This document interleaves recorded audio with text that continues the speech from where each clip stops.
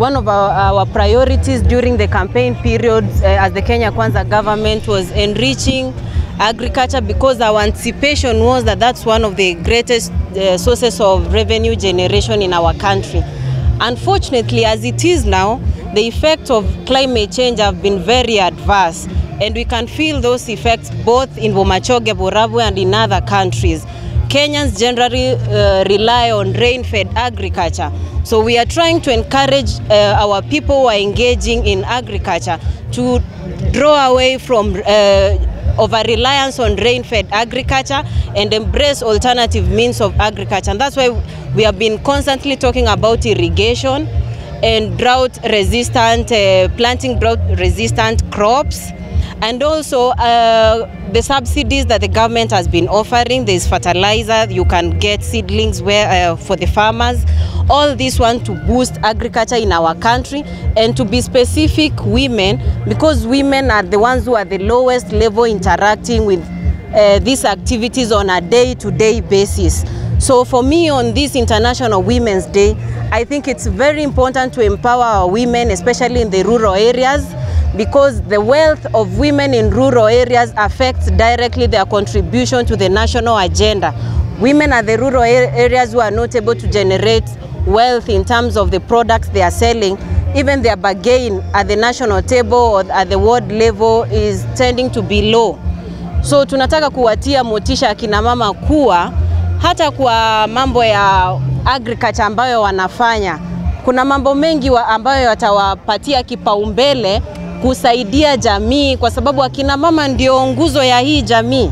Kama mimi nimetuzwa na mama ambaye namshukuru sana kwa siku ya leo. During crisis of climate change, women and children are the most affected. Do you have maybe in mind have a temporary bill because climate change funds might not reach out to women? You know, thank you. First, I've been at the forefront pushing protection of children. You saw the other time, I'm still following up the issue of baby Sagini, who is not as a result of climate change. But for me, it's not been a new phenomenon. Talking about the effect of climate change and the people it affects the most, of course, children, women fall under the less privileged categories of citizens we have in this country. I largely feel that first, this has to be a responsibility of all Kenyans. When the president is talking about targeting planting of 15 billion trees in this country, it involves me and you. We first have to embrace that one, because the effects of climate change, some are beyond human control. You see, Gusii initially had rivers that would never go dry. Now our rivers were going dry until recently when we experienced the rains. So the fight against climate change, in as much as the most affected are the women and children, it has to be a constant concerted effort where all of us are participating in embracing the proposals that government is giving, so that we are moving on as a team.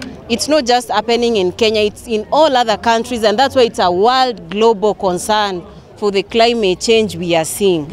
And I know both the National Assembly and the Senate legislators, beginning with myself, have been pushing legislation that is protecting these groups of people.